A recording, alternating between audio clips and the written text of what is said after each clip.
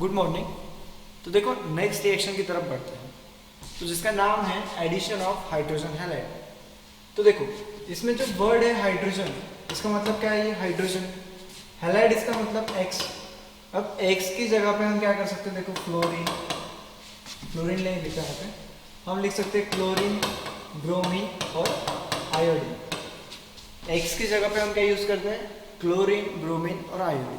सही है। तो HX यानी इसको हम कहते हैं हाइड्रोजन हैलाइड। HX यानी हाइड्रोजन हैलाइड। अब इसका एडिशन करना है किसके अंदर? अल्काइन के अंदर। अल्काइन में क्या रहता है? C triple bond C।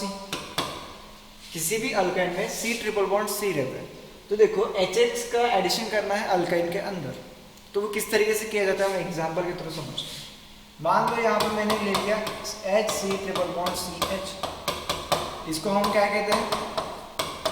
Acetylene, या फिर आप इसको कह सकते हैं इथाइन। क्या कह सकते हैं इसको? इथाइन कह सकते हैं, या फिर एसिटिलीन। जब इसका एडिशन करते हैं, मान लो हमने HCl ले लिया, कंसिडर कर लो HCl ले लिया, तो होता क्या है? HCl ले लिया तो यहाँ पे क्या होता है? देखो यहाँ पे जो ट्रिपल बॉन्ड है इसमें से एक बॉन्ड टूट जाता है। जैसे कि हमने ले लिया HC, इसमें से एक बॉन्ड टूट गए। देखो ये ट्रिपल बॉन्ड है, तो इसमें से एक बॉन्ड टूट जाता है और ये दो बॉन्ड ओपन हो गए इस तरीके से। सही है।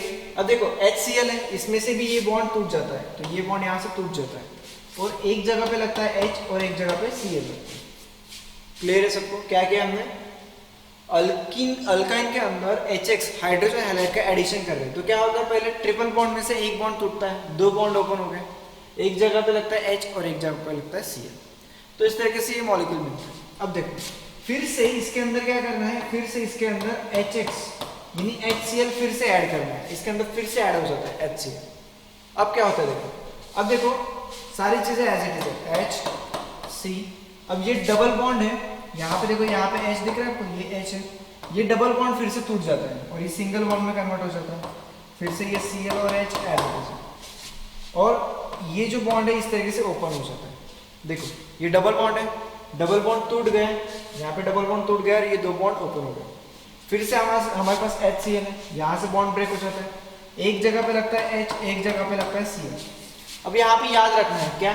जिस जगह पे आपने Cl लगाया है पहले, जिस कार्बन पे Cl लगा है उसी कार्बन पे दूसरा Cl लगाना है। जिस कार्बन पे पहले आपने Cl लगाया, इस कार्बन पे आपने पहले Cl लगाया, तो दूसरी बार भी उसी कार्बन पे Cl लगाना है। ऐसा नहीं होगा कि यहाँ पे देखो आपने Cl यहाँ पे लगाया और H यहाँ पे लगाया, ये चीज नहीं चलेगी। जिस कार्बन पे आपने इससे पहले Cl लगाया उसी कार्बन पे दूसरा Cl लगाना है। सही है? इस तरफ नहीं लगाना। तो देखो ये जो स्ट्रक्चर है हम इसको जनरल फॉर्म में क्या कहते हैं? देखो ये रिएक्शन हम देखते हैं, इसको कहते हैं विसिनल डायहैलाइड।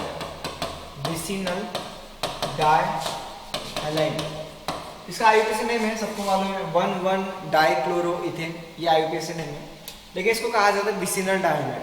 विसिनल डायहैलाइड का मतलब क्या है? एक ही कार्बन एटम के ऊपर दो हैलोजन ग्रुप।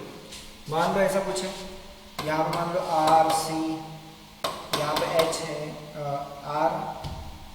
RCH2 और C पे यहाँ पे X है, यहाँ पे X है, आगे कुछ भी R डैश ग्रुप है, ऐसा कुछ भी। अगर एक ही कार्बन एटम के ऊपर दो हैलोजन ग्रुप है, एक ही कार्बन एटम पे दो हैलोजन ग्रुप है, तो हम इसको क्या कहते हैं? विसिनल डायहैलाइड। सही है? विसिनल डायहैलाइड हम इसको कहते हैं। क्लियर हो रहा है सबको? एक ही कार्बन पे दो हैलोजन ग्रुप है, तो हम इसको क्या कहते हैं? विसिनल डायहैलाइड। आगे बढ़ते हैं और एक रिएक्शन देखते हैं। सेकेंड रिएक्शन में देखते हैं। देखो अगर आपके पास है CH3, C triple bond CH, इसमें ऐड करना है HBr, कुछ भी ऐड कर सकते हैं, HBr, HCl, HI, कुछ भी ऐड कर सकते हैं, तीनों में से आप कुछ भी ऐड कर। तो यहाँ पे होता क्या है? यहाँ पे देखो ये ट्रिपल बॉन्ड दिख रहा है आपको, ट्रिपल बॉन्ड में से एक बॉन्ड ब्रेक हो जाता है। सारी चीजें एज इट इज रखनी है। हमने CH3 C ट्रिपल बॉन्ड में से एक बॉन्ड ब्रेक कर लिया और ये दो बॉन्ड को हमने आगे ओपन कर लिया। ट्रिपल बॉन्ड है, इसमें से एक बॉन्ड ओपन कर दिया हमने, एक बॉन्ड तोड़ दिया उसको ओपन कर दिया। अब देखो HBr है, एक जगह पे लगाना है। अब सवाल यहाँ पे क्या आता है? यहाँ पे सवाल क्या आता है? अब देखो ये Br और H हम ऐसे लगा सकते हैं, HBr ऐसे लगाना है कि ये BrH ऐसे लगाना है। दो पॉसिबिलिटी है यहाँ पे। आप एक तो HBr लगाओ तो BrH लगाओ, लेकिन दोनों मॉलिक्यूल अलग बनते हैं। HBr लगाने के बाद BrH लगाने के बाद दोनों मॉलिक्यूल्स अलग बनते हैं, यानी कि एक बार Br की पोजीशन यहाँ पे, एक बार Br की पोजीशन यहाँ पे, दोनों चीजें अलग है। तो कौन सा सही है कौन सा गलत है ये कैसे डिसाइड करेंगे? ये डिसाइड करेंगे मार्कॉफ-निकोफ रूल से। मार्कॉफ-निकोफ रूल। तो देखो मार्कॉफ-निकोफ रूल क्या कहता है, ये जो रिएजेंट है इसका जो नेगेटिव पार्ट है, negative part of the reagent is attached to that carbon atom, negative part of the reagent is attached to that triple bonded carbon atom, that triple bonded carbon atom which contain less number of hydrogen atom। देखो ये reagent है, unsymmetrical reagent है, इसको बीच में से अगर काट देंगे तो दोनों पार्ट अलग मिलते हैं, तो हम इसको कहते हैं unsymmetrical reagent। तो unsymmetrical reagent का negative part of the unsymmetrical reagent का नेगेटिव पार्ट जो रहता है is connect to that triple bonded carbon atom. ये दोनों triple bonded carbon atom, that triple bonded carbon atom which contain less number of hydrogen atom. तो इसके पास 0 hydrogen है, इसके पास 1 हाइड्रोजन है। इसका मतलब according to the Markovnikov rule Br कहाँ पे कनेक्ट होना चाहिए? Br इसी कार्बन पे कनेक्ट होना चाहिए। मार्कॉफ-निकोफ रूल के हिसाब से Br जो है वो इसी कार्बन पे कनेक्ट होना चाहिए। ये बात तो तय हो गई, यानी ये प्रोडक्ट फिक्स है according to the Markovnikov rule. अब इसके आगे मैंने आपको बताया, अब इसमें फिर से आप क्या कर लो, HBr का एडिशन कर लो, HBr का फिर से एडिशन कर लो। तो क्या होता है देखो, यहाँ पे कहता है CH3, ये C, ये Br एज इट इज, ये डबल बॉन्ड ब्रेक होके सिंगल बॉन्ड बन जाता है और यहाँ पे 2 बॉन्ड ओपन हो जाता है। सही है। अब यहाँ पे कुछ नहीं देखना, यहाँ पे क्या करना है, जहाँ पे आपने पहला Br लगाया फिर ये बॉन्ड ब्रेक हो जाएगा, तो यहाँ पे फिर से दूसरा Br लगाना है और H यहाँ पे, Br यहाँ पे लगाया तो H उसके एडजेसेंट कार्बन पे ही लगाना है। सही। तो जहाँ पे पहला Br लगाया है वहीं पे दूसरा Br लगाना है। तो ये भी एक है विसिनल डायहाइड्राइड।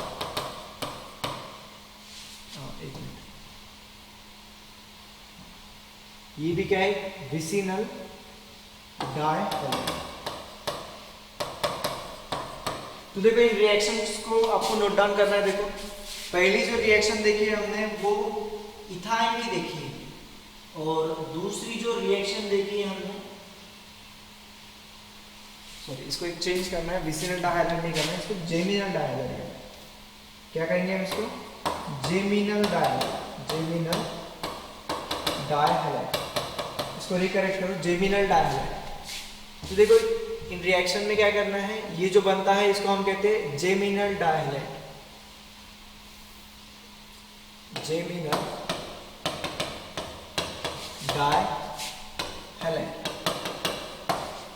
जेमिनल डायहाइड्राइड इसका मतलब क्या है कि एक ही कार्बन एटम पे 2 अगर हैलोजन ग्रुप है तो हम इसको जेमिनल डायहाइड्राइड कहते हैं। तो मैं कुछ एक डिफरेंस बताता हूं आपको। देखो अगर कार्बन की चेन है, सेम कार्बन पे, एक ही कार्बन पे 2 हैलोजन है, तो हम इसको क्या कहते हैं? जेमिनल डायहाइड्राइड। अब देखो ऐसा है, एडजेसेंट कार्बन एटम के ऊपर 2 हैलोजन है, तो हम इसको क्या कहते हैं? विसिनल डायहाइड्राइड। और एक रहता है अगर 2 कार्बन पे 2 OH ग्रुप है, तो हम इसको क्या कहते हैं? ग्लाइकोल। ये चीजें देखी हमने। जेमिनल डायहाइड्राइड किसको कहते हैं? एक ही कार्बन पे 2 हैलोजन हो। विसिनल डायहाइड्राइड किसको कहते हैं? अगर एडजेसेंट कार्बन एटम पे हैलोजन ग्रुप कनेक्टेड हो। और ग्लाइकोल किसको कहते हैं? जब एडजेसेंट कार्बन एटम के ऊपर OH ग्रुप कनेक्ट होता है। सही, ये डिफरेंसेस। आगे बढ़ते हैं, एडिशन ऑफ वाटर। अब देखो अगर आपके पास कोई अल्काइन है, HCH, इसमें आपको वाटर ऐड करना है, तो आपको कौन सा कैटेलिस्ट लेना पड़ेगा? एक पर्टिकुलर कैटेलिस्ट लेना पड़ेगा। 40% ऑफ H2SO4 सल्फ्यूरिक एसिड और 1% ऑफ HgSO4 मर्क्यूरी सल्फेट।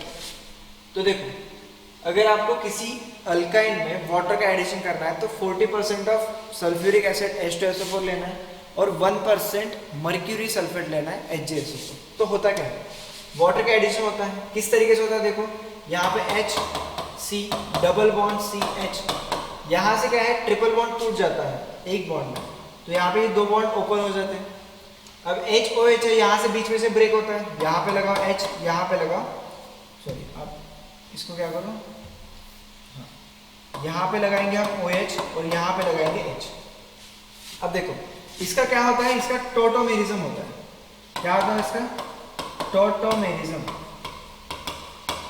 चलो इस प्रोडक्ट को थोड़ा सा मैं यहाँ पे लिख लूँ, product H C double bond C और यहाँ पे लिखा हमने एच, यहाँ पे आ गया हमने ओ एच लिखा है और यहाँ पे लिखा हमने एच।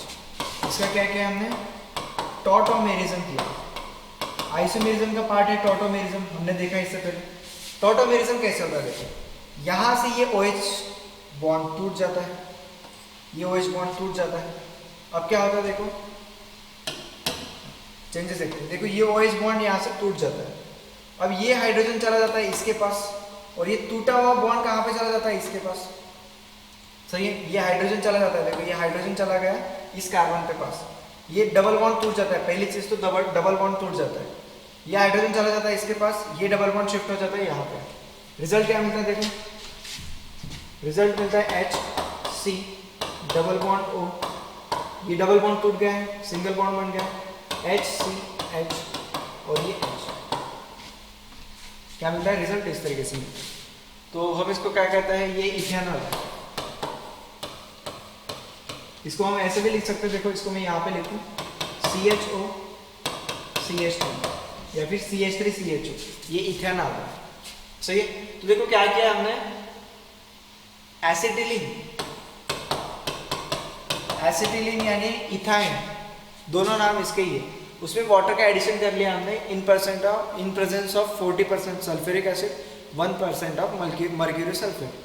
तो क्या होता है, आपको ये प्रोडक्ट मिलता है, ये इंटरमीडिएट है, ज़्यादा देर के लिए नहीं बनता है। इसका टोटोमेरिज्म होता है, टोटोमेरिज्म यानी हाइड्रोजन शिफ्ट होता है यहाँ पे और ये डबल बॉन्ड यहाँ पे शिफ्ट हो जाता है और ये बॉन्ड यहाँ पे शिफ्ट हो जाता है और ये डबल बॉन्ड टूट जाता है। टोटोमेरिज्म आइसोमेरिज्म का पार्ट है, इससे पहले देखा है हमने। तो आपको इथेनॉल मिलता है। और भी एक रिएक्शन देखते हैं इसकी, मान लो सेकेंड रिएक्शन देखते हैं। अगर हमारे पास है CH3 C triple bond CH plus इसमें हमें वाटर ऐड करना है।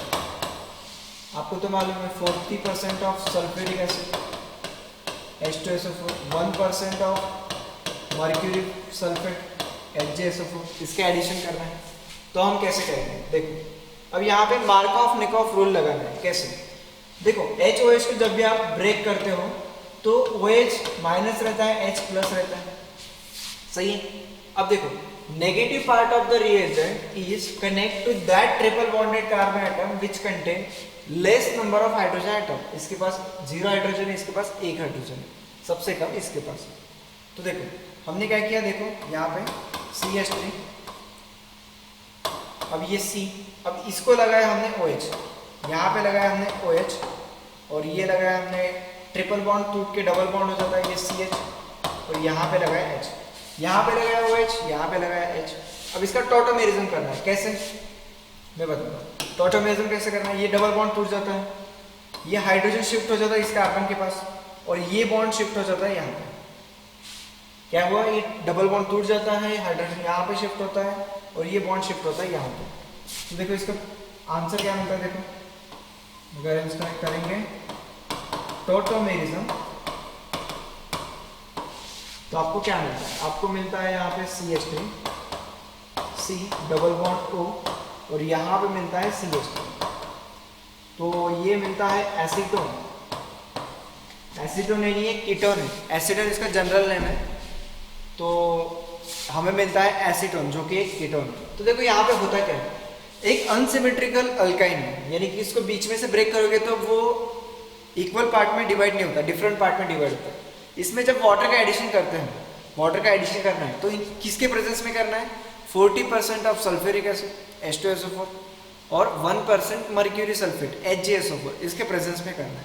कैसे करेंगे, मार्कऑफ निकॉफ रूल ही लगाना है। कैसे, जो negative part of the reagent है, ये जो अनसिमेट्रिकल रिएजेंट है, इसका जो नेगेटिव पार्ट है उसको कहाँ पे कनेक्ट करना है, उस ट्रिपल बॉन्डेड कार्बन एटम के ऊपर कि जिसके पास कम हाइड्रोजन है। तो इसके पास कम हाइड्रोजन है, तो हमने OH को यहाँ पे कनेक्ट किया। तो ऑब्वियस सी बात है H को हमें यहीं पे कनेक्ट करना है, क्योंकि ये ट्रिपल बॉन्ड ब्रेक होकर डबल बॉन्ड में कन्वर्ट होता है। OH यहाँ पे लगा है, H यहाँ पे लगा है। अभी इसका टॉटोमेरिज्म होता है, इसका टॉटोमेरिज्म होता है। कैसे? देखो कैसे टॉटोमेरिज्म होता है। देखो ये डबल बॉन्ड टूट जाता है यहाँ से, ये हाइड्रोजन शिफ्ट होता है यहाँ पे और ये बॉन्ड शिफ्ट होता है यहाँ पे। मैंने आपको एक टॉटोमेरिज्म बताया था, कीटो इनॉल, कीटो इनॉल, याद आ रहा है? कीटो इनॉल टॉटोमेरिज्म यानी ये इनॉल है, इनॉल है इसका मतलब इन, इसका मतलब डबल बॉन्ड, ये डबल बॉन्ड है। ऑल इसका मतलब ये OH ग्रुप है, तो ये हो गया enol, enol to ketone, ketone.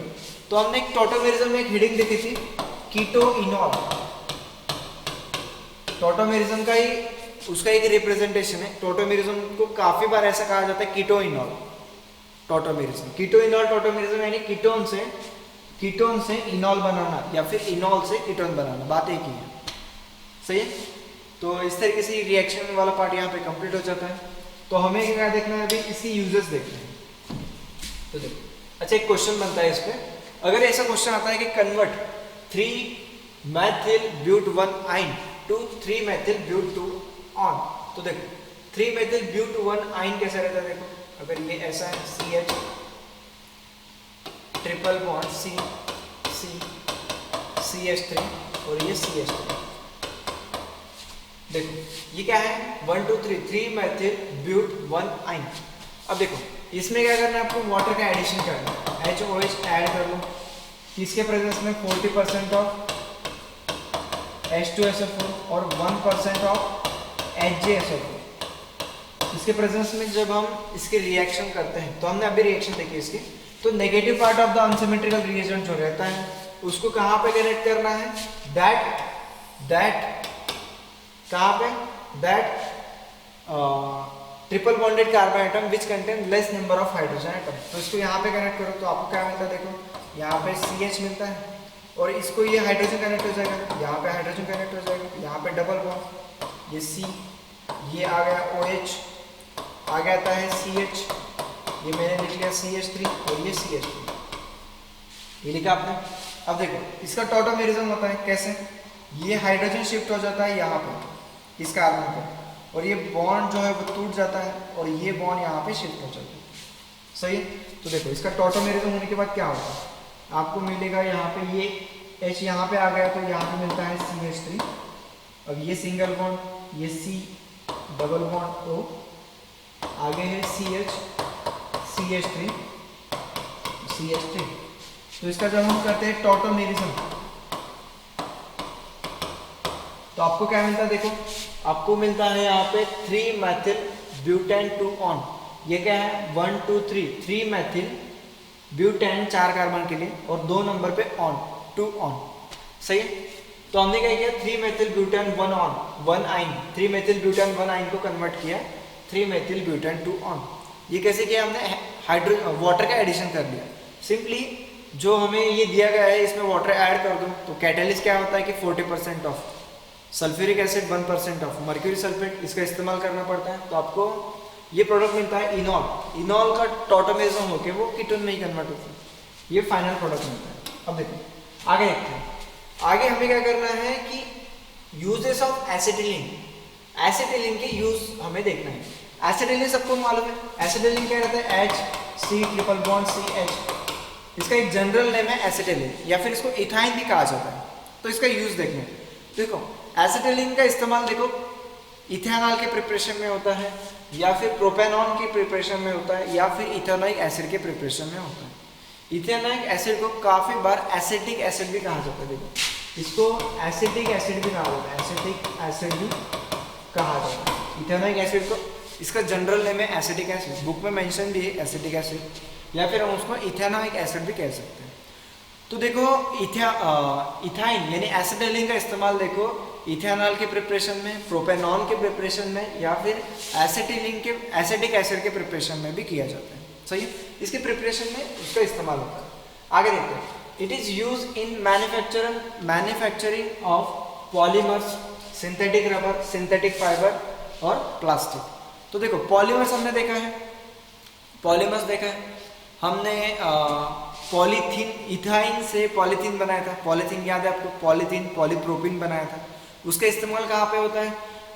Polythene bags में होता है, या फिर प्लास्टिक बनाने के लिए इस्तेमाल होता है, एंड वेरियस प्लास्टिक के अलग अलग मटेरियल बनाने के लिए उसका इस्तेमाल होता है, काफ़ी जगह पे इस्तेमाल होता है। तो वो कहाँ से मिलते हैं हमें? वो कहाँ से मिलते हैं? वो पॉलीमर्स से मिलते हैं, सही है।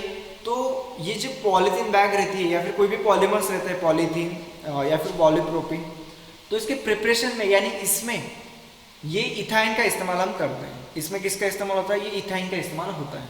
आगे देखेंगे हम सिंथेटिक रबर। सिंथेटिक रबर यानी जो मैन मेड रबर रहता है, जैसे कि वो टायर्स वगैरह जो रहते हैं उसके रबर्स, वहाँ पे भी इसका इस्तेमाल होता है। सिंथेटिक फाइबर्स, नायलॉन वगैरह जो फाइबर रहते हैं, इसकी प्रिपरेशन में भी इसका इस्तेमाल होता है। या फिर प्लास्टिक, मैंने अभी एग्जाम्पल बताया, पॉलीमर्स जो रहता है, पॉलीथीन जो रहता है, उसका इस्तेमाल प्लास्टिक में किया जाता है, सही।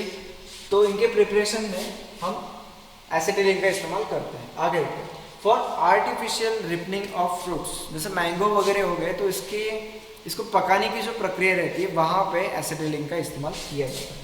आगे देखते हैं, यहाँ पे क्या दिया गया है? For in oxy acetylene. Oxy acetylene इसका मतलब क्या है कि यहाँ पे क्या रहता है? एसिटिलीन, SC3CH, और ऑक्सीजन का एक मिक्सचर रहता है। एसिटिलीन और ऑक्सीजन का जो मिक्सचर रहता है उसको कहा जाता है ऑक्सी एसिटिलीन। इसी को कहा जाता है ऑक्सी एसिटिलीन। ऑक्सी एसिटिलीन जो रहता है वो एक फ्लेम रहती है, हॉट फ्लेम रहती है, वेरी हॉट फ्लेम रहती है। आपने देखा है वेल्डिंग वगैरह किया जाता है, कोई भी गाड़ी वाला जो जहाँ पे भी रहता है, लोखंड को यानी उसको जोड़ने के लिए जो वेल्डिंग का इस्तेमाल किया जाता है, वहाँ पे उसके आगे देखा होगा आपने, बहुत हॉट फ्लेम रहती है, फ्लेम रहती है। उस फ्लेम को हम वेल्डिंग के लिए इस्तेमाल करते हैं, या फिर कटिंग मेटल्स यानी मेटल्स को कट करने के लिए भी उसका इस्तेमाल किया जाता है। शार्प कटिंग के लिए देखो, आपने देखा होगा एकदम हाई, एकदम हॉट फ्लेम रहती है, एक हॉट फ्लेम रहती है, उसके आगे देखा होगा एकदम ब्लू कलर की फ्लेम आती है। तो वो जो हॉट फ्लेम रहती है वो कहाँ से बनती है? वो ऑक्सी एसिटिलीन की रहती है। उसमें क्या रहता है? ऑक्सी एसिटिलीन, और ऑक्सी एसिटिलीन उसी को हॉट फ्लेम कहा जाता है। और वो कैसे बनती है? एसिटिलीन और ऑक्सीजन के मिक्सचर से बनती है। तो यहाँ पे ये यूजेस ऑफ एसिटिलीन के साथ हमारा अल्काइन वाला पार्ट कंप्लीट हो जाता है। तो हमने अब तक अल्केन, अल्कीन और अल्काइन ये पार्ट कंप्लीट किए। अगले लेक्चर से हम एरोमेटिक हाइड्रोकार्बन जो है वो शुरू करेंगे। Thank you. अगले लेक्चर में हम मिलते हैं।